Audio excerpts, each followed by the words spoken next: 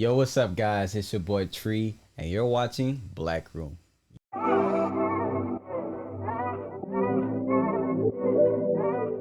Yo, so welcome to my podcast. My name is Tree, also known as Kid Tree. On social media, you can follow me at KIDTRII. Again, that is KIDTRII. Smooth, right? You know, your boy trying to be suave. Anyway, I have a God damn it. All right, so I have this podcast. You know, I call it BlacRoom because, for one, black's my favorite color, and I envision my space, tree space, right? So black with my favorite color, my favorite space, my favorite place to be, where I can say what I want, do what I want, be who I want without worrying about filtering, editing. I could just be raw, unapologetic, and truly me. The best of the best, you know? So anyway, I just kind of want to give a little tiny introduction, you know.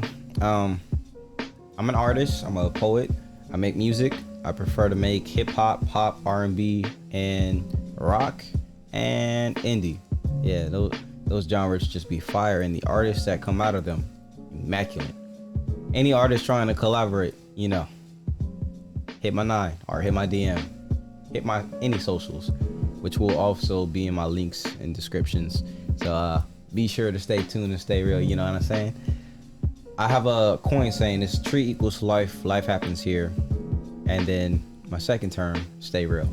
Basically, the tree equals life, life happens here. It's a representation of my brand as me, who I'm trying to be, what I want people to see when you think of that. You know, everything that I get involved in, I want to be that human being that just has lived to life to the fullest. That I'm doing everything that I possibly wanted to do in life. And, you know, I did it wholeheartedly. I didn't half-ass anything. I always stuck to my guns, stuck to my roots, stuck to what I believe in. I stood 10 toes down on everything that I believe in. And you can never mistake me for being anything other than original. That's how I want to come off. It's like, you know, when I'm out and about, this is me. You won't get anything else. You won't find tree anywhere else. I mean, you can plant some. You can grow them in the soil. You can go to a forest.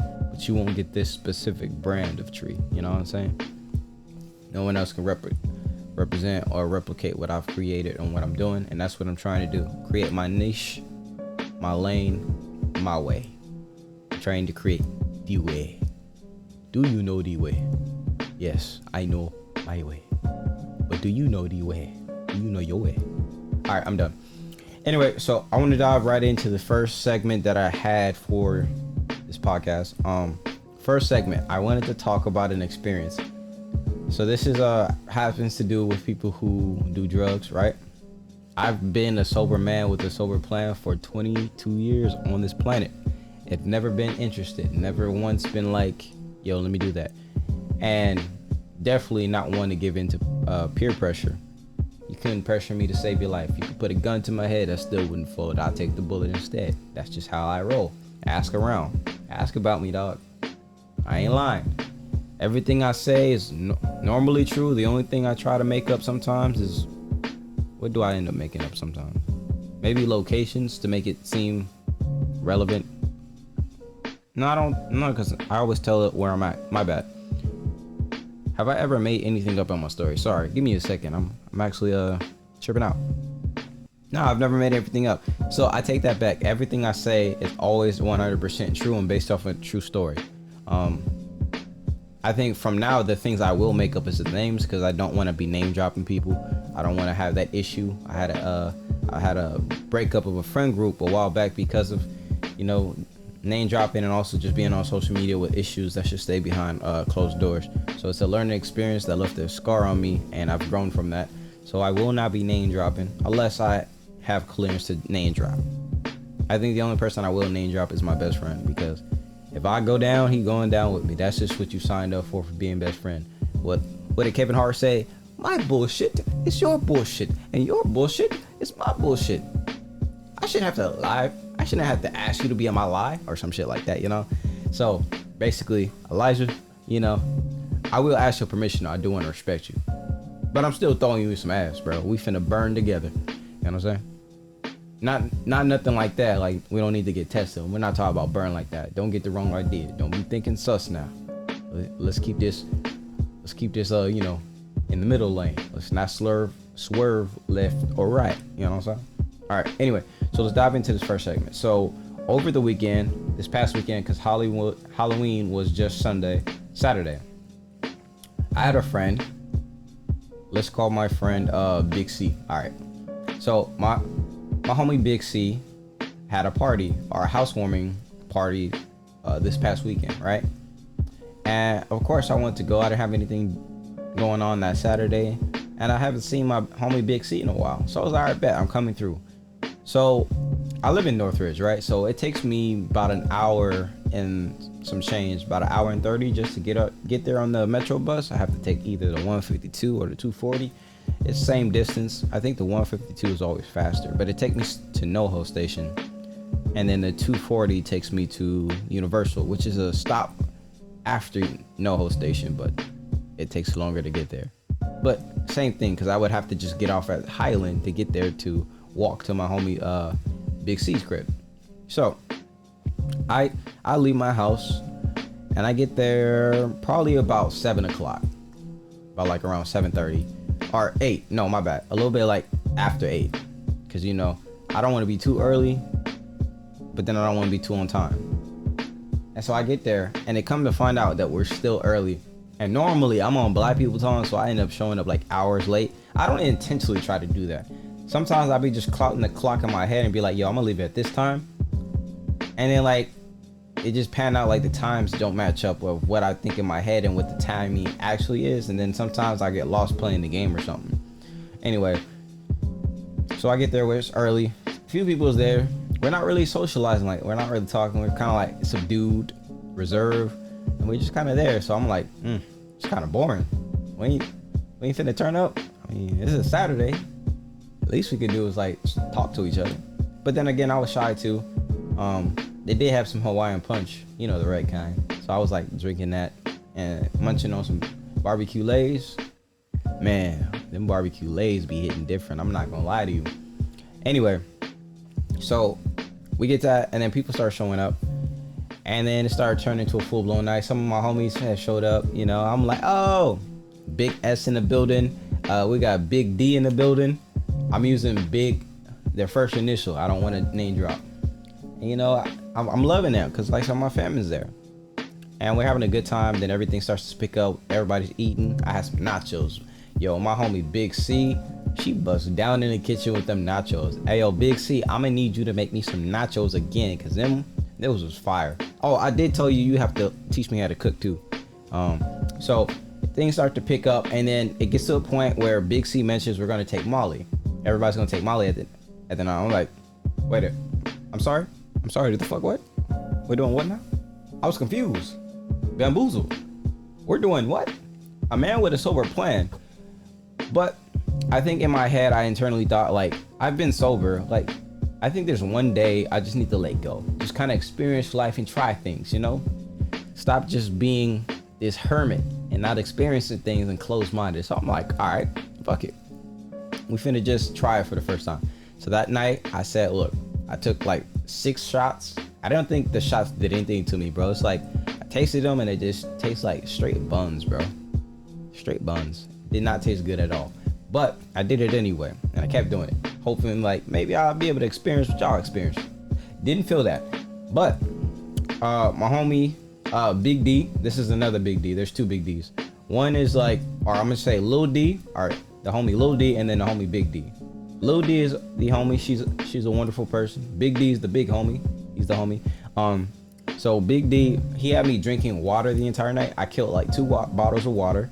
And then before he let me just try the Molly, because I didn't know what to do with it at first, because I tried to pop the capsule open, and like it spilled just a little bit of the dust out, a little bit of the sweet pixie stick dust. I'm like, what the I thought you were supposed to pop it open and then down. He was like, no, what you doing?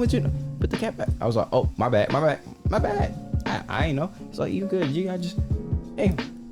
I was like, all right, shit, I felt stupid. All right. He's like, look, you supposed to put the caps in there and then check it back like a pill. I was like, oh, okay. So you put the pill in the mouth and then you drink the water. I was like, all right, bet. So we waited. I did that. Drank like 2 bottles of water. Then I put the pill in and I knocked it back. I was like, all right, cool. He said, it's gonna hit you. I'm like, all right, bet. And so we ended up going to this club, Avalon, off of Hollywood and Vine, right? And it didn't hit me. Like, it took like an hour before I started to feel something, right? Or was it an hour? I don't know. But so big dog, big homie, he helped me out that night too, because like I had money on my card, but I didn't have cash, and I never carry cash. Who carries cash these days? You better upgrade and get you some Apple Pay, bro. Stop trying to make people do cash just so I can get robbed by some big burly guy. Talk about run your pockets. Man, you better run your chin with these fists to your your neck, boy. I be just saying stuff. Don't mind me. Anyway, back to the story. So we went to the club Avalon. I tried to get in. Homie, Big D, he sponsored me, bro. He hit me with the 25 for the door. I appreciated that. He came through, had your boy looking solid. I was like, damn, he's a real one. I almost cried. No, I'm lying, but I felt that. That's a real homie right there who looks out for you. I would do the same. Still gonna pay him back because he said I didn't have to, but I'm a big stickler about debts and like people giving me money, because like, damn, what if they hold it over my head later on? And I know that's just me projecting. I'm learning, I'm healing. Don't mind me. Get off my ass. All right, so I get into Avalon and it starts to hit me. And like in Avalon, they have a lot of colors and stuff, and they had this DJ playing, so he's playing all this EDM rave type of doom doom doom doom boom. You know what I'm saying? And so I'm like, oh, and then my body said, oh, I'm feeling the bass in my bones every doom doom. My body doom doom. I'm like, oh, okay. I feel that, big dog. We in there. We're getting somewhere. I start to hit. I'm like, all right, bet. And I'm drinking water the entire night because like my homie Big D was looking out for me the entire time, watching me, making sure I was straight. He was like, yo, hey, make sure you drink some water, man. I was like, oh yeah, I got you. Motherfucker, he gave me some of his water and had me kill like 2.5 other bottles, just make sure I was good. I was like, all right, appreciate you. I'm like, doom. And then yeah, everything starts to slip away. All my fears and insecurities, everything I'm thinking about the moment, about being like feeling embarrassed about people watching me dance if I'm looking stupid. Now I'm just looking stupid confidently. I don't know if that's a thing where you can just look stupid confidently, but I was doing that. I'm doing. Oh my God, I'm feeling myself. All right, and so we're leaving Avalon. Basically, the reason why we left to the club is because somehow it was supposed to be just a gathering of like maybe 10 people and all the like closer people, but it turned into those people inviting more people until it ended up like 30 people coming through, and we're like, who the hell are all y'all? Where the fuck did y'all come from? This don't make no sense. So it was like, hey, yo, I don't get this. So we had to clear everybody out, so we made it, okay, let's go to the club. Everybody flooded to the club, and they're like, we was like, this club is trash. It was kind of ass, but you know, if you vibing and everything, you don't really care. I'm just done and in my own little space doing my own thing. You know what I'm saying? So, and then we flood back to the homie Big C's crib, and they're not all coming. Some of the people there are kind of upset, like, yo, and saying all kinds of weird stuff about, oh, well, you should have let us know this, not and the third. I think just people were just tripping out for no reason. Like, if it was really that big a deal, you don't have to come, bro. Just stop complaining. Don't be talking bad on me. Cause like for me, I'm bold these days. So I think when you take Molly, it removes everything. So everything you hide underneath the surface, your personal filter is removed. So I'm more confident, I'm more bold, and like in my head, like I would say it's on my chest. I'll say that shit with pride. With my chest up. Yeah, I'm saying this. You gonna hear what I'm saying, you know what I'm saying? So I'm hearing her talk bad. I'm like, I don't want to say nothing because I don't want to get into no drama. But at the same time, like, you're not going to be just talking about Big C like that. You going to have to zip your lip. Or I get my sister to zip it for you. You know what I'm saying? But I don't want to be that guy. So anyway, we flood back to Big C's crib. And, you know, I'm like, okay, cool. And then they end up taking like a half of one. And I ended up taking another half. But then my homie Big D, he was like, I'm going to get you with another one. So I bet. So I ended up taking a half first. And then but they were licking it out their hand. I don't know. I think they poured it onto their hand, and then they just gave me some of that, and I licked it up, and I got some water because, oh my God, that taste, I could taste it now. Oh my God, it's so terrible, bro. So, delete. I can't. I'll never do that again. I'm just capsule based. Keep all that stuff in capsule or kill my taste buds, bro. I don't want to taste nothing.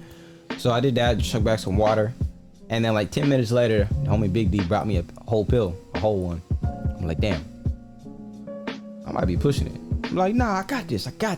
You good, bro? Yeah, I'm good. Took that one, and that's where the trip started, bro. That's where I was like, it's like I went to a whole nother universe then. I'm like, wow. So as I hit that, bro, as it's hitting me, I'm starting to like really let go. I'm starting to lose myself. Like my consciousness, being conscious and like aware, starts to just fade, bro. It's like I'm in a dream, and everything just doesn't. I don't feel nothing. I'm just like, I'm in Wonderland, bro. I'm out here walking with Michael Jackson. We two-stepping. I got my 2 Chainz on. I beat 2 Chainz and became the new Chainz, but in my head.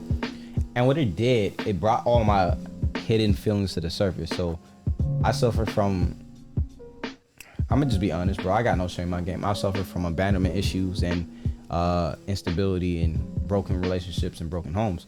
So I think that day where I'm around a bunch of people, I'm like, I think I was telling my homie Big S, you're like, yo, please be there for me. I don't have nobody. I don't know friends or family, and I'm just so tired of feeling alone. And I'm just talking, but it's like I can't stop myself, and it's just like everything's just coming out, and I'm talking about things, and I'm telling people. And I think another homie, there's 2 Big S's too, so I'm gonna say a little S and Big S. They're both females. Love them both. Little S, I had a crush on, and I embarrassed myself by like, S, I got a crush on you. Will you go out with me? And and I'm like, in my head, like, am I really saying this? I can't believe this. But we rolling with it. So I'm like, Big Ass. And then I kept telling Big Ass, come lay with me, hug me. I try to get hugs from. Yeah, apparently it makes you very touchy. Like you need hugs. So it's like I think I tried to hug everybody that was still there. You know? Like I don't know what it was. I just felt the need to be warm or comfortable. I needed to hug somebody. I needed to feel that warmth. I don't know what it was. I was just really affectionate, which is really out of character for me because I'm normally reserved and I don't do all of that, bro. Like hugs is weird to me on a daily, just off rip. So like me going out and just venturing out and hugging people and just being forthcoming with my words and things that I feel it was an interesting thing to feel while on Molly. So I'm out here saying things, and you know, the homie Big Ass had my back. I respect Big Ass, like, you know, she got me, heard my stuff. And I played a song of mine. It's a new song I recorded. I was not intending to play that, but it happened. There it was. I'm like, damn, that happened. So I'm like, well, there we go. That sucks. So I'm like, damn it. Should have just like let it go. But whatever. It is what it is. So as I'm on Molly and we're all cuddling up and it's getting late, I started to get tired. But then like I couldn't sleep, so we're out here just talking and hugging each other till the night. And I would think I was in a safe environment, so I think that's also why I was comfortable to try something different. Because they all did make me feel like they would have me. I kept mentioning that throughout the night. I do remember that vividly. Like, you got me? You got me? When I'm talking about you got me though, I wasn't mentioning like this whole trip thing. I was like, I just need somebody to love me. I just need to feel like people have me. And I just want to... I think I mentioned that I was like, I'm so tired of feeling like I'm not connected to posts. I just want to let go and just like openly love people. I just want to openly let you know that I love you. And I think another thing I ended up doing that night, which I forgot, I ended up going through my phone and just calling people and like, yo, I'm off to Molly. I just tried Molly for the first time. This is crazy, bro. And like, I was like, okay. I think I called my friend Big C. It's another C. And she was like, okay. I think she was like weirded out and like, okay, what's going on here? I feel really bad, and I do want to I think I'm gonna call her today and let her know like, yo, I apologize about that Saturday night. I think I called you. I'm so sorry. I was wilding out. I do apologize if I said anything weird or anything. I am so sorry. Please don't mind me. I was gone. I think that's a valid excuse, but still conjured feelings that you wish you shouldn't say, or you keep buried down that you leave, right? Because some things just never get suppressed or never truly leave, but they're suppressed, and it allows you to live your life comfortably without it getting in the way of what you do daily. So there's a lot of things that I feel about certain people, things that I've been through, experiences that have happened, situations that have arose, and I'm like, yo, no one needs to know this, but that Molly said, what were you talking about? We finna tell everybody. So I was going down the list and I was calling people like, yo, and whoever answered, like, and so now I gotta go down that list to see who I called and then call them and apologize, because I feel like that was out of care. I shouldn't have done all that. I even made story posts about it, like, yo, I'm off Molly, and then I was talking to Elijah. I'm like, Elijah, I love you, man. I'm so sorry that I don't always tell you that. I wish I could just tell you that more, and I'm just so sorry that sometimes I just can't do that, or I just don't. And I just want you to know you're my brother, man. I can't imagine my life without you. Full-blown confession from my bro.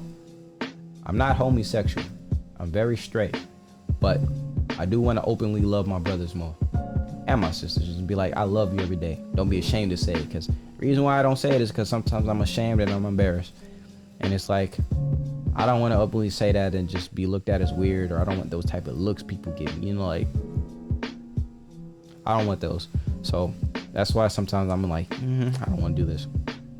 But, you know, I just let them know that. Then I had to, when I woke up the next day, I'm like, oh no, no sir, we got to turn this off. So I deleted every story.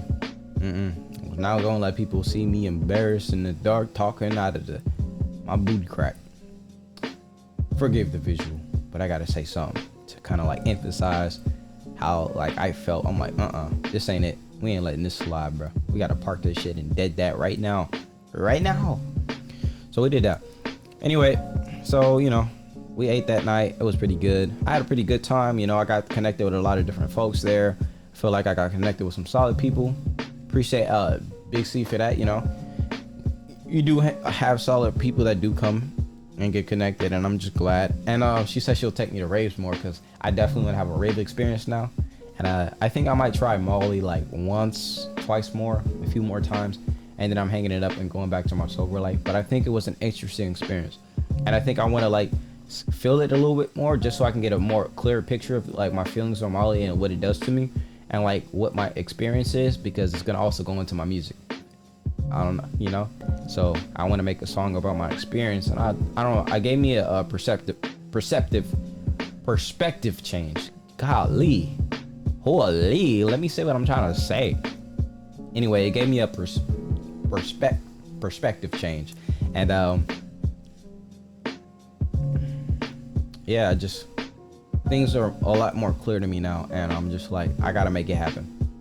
You know, I'm in a tough spot right now. Life is kind of going up in flames, but it's not gonna stop my greatness. So I definitely wanted to just like explain my experience with Molly, because it was pretty interesting. I'm not gonna say that like, as someone who's been sober and tried something for the first time, and out of all the things you do try, you run into Molly.